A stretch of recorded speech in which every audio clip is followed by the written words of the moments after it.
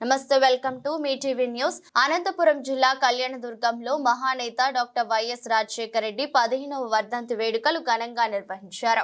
Vaikapa party నేత Rajasekhara Reddy park లో ఉన్న ఆయన విగ్రహానికి కళ్యాణదుర్గం వైసీపీ నేత ఉమా మహేశ్వర నాయుడు ఇతర వైసీపీ నేతలతో కలిసి పూలమాలలు వేసి నివాళులర్పించారు. ఈ సందర్భంగా ఉమా మహేశ్వర నాయుడు మాట్లాడుతూ కక్షలు కార్పణ్యాలు నిలయమైన రాయలసీమ జిల్లాలకు అందరినీవా సుజాల శ్రవంతి ద్వారా నీటిని అందించి సస్యశ్యామలం చేశారన్నారు.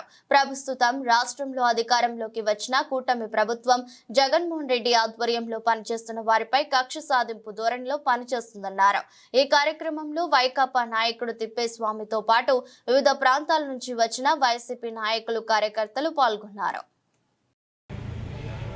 మహానేత రాజశేఖర రెడ్డి గారి 15వ వర్ధంతి సందర్భంగా కళ్యాణదుర్గం నియోజకవర్గంలో వైఎస్ రాజశేఖర రెడ్డి గారి విగ్రహానికి పూలమాల వేసి ఘనంగా నివాళులర్పించడం జరిగింది.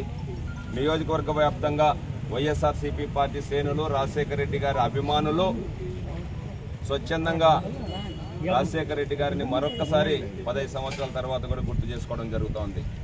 రాజశేఖర రెడ్డి గారి ఆశయాలు రాజకీయాల్లో సరికొత్త ఒరవడి సృష్టించినటువంటి రాజశేఖర రెడ్డి గారు, రాజకీయాలకు సరికొత్త నిర్వచనం చెప్పినటువంటి రాజశేఖర రెడ్డి గారు 15 సంవత్సరాల క్రితం మనం చనిపోయినా కూడా ఈ రోజు కూడా రాజశేఖర రెడ్డి గారిని మన గుడ్డెల్లో పెట్టుకొని ఆంధ్ర ప్రజల సమైక్య తెలంగాణ రాష్ట్రం కానీ ఆంధ్రప్రదేశ్ రాష్ట్రం కానీ గుర్తుపెట్టుకుండడం మన గర్వకారణం అని చెప్పి సందర్భంగా ప్రత్యేకంగా తెలియజేస్తున్నాం.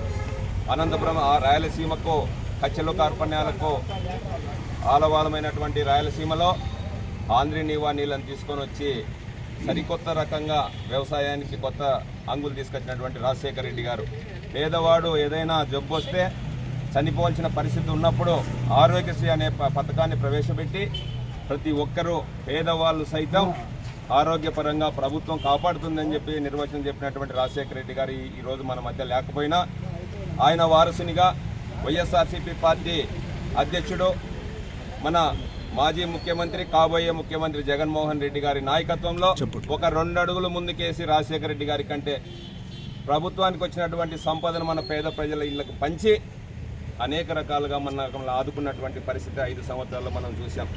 ఈరోజు వచ్చినటువంటి ప్రభుత్వం కేవలం కక్షలు కార్పణ్యాలే పరమావధిగా పెట్టుకొని పరిపాలన గాలికి వదిలేసి కేవలం వైఎస్ఆర్సీపీ పార్టీ కార్యకర్తల పైన మాత్రమే కక్షలు సాధించే కార్యక్రమం చేస్తూ ఉంది.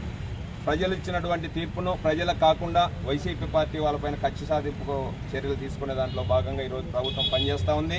ఇప్పటికైనా కూడా రాజశేఖర రెడ్డి గారిని స్మృతికి తెచ్చుకొని రాజశేఖర రెడ్డి గారు పరిపాలన చేసినటువంటి విధంగా ఆలోచన తెచ్చుకొని ఇప్పుడున్నటువంటి కూటమి ప్రభుత్వం ప్రజలకు పని చేయాలని చెప్పి రాజశేఖర రెడ్డి గారి 15వ వర్ధంతి సందర్భంగా కళ్యాణదుర్గం నియోజకవర్గం నుంచి కూటమి ప్రభుత్వానికి తెలపడం జరుగుతోంది.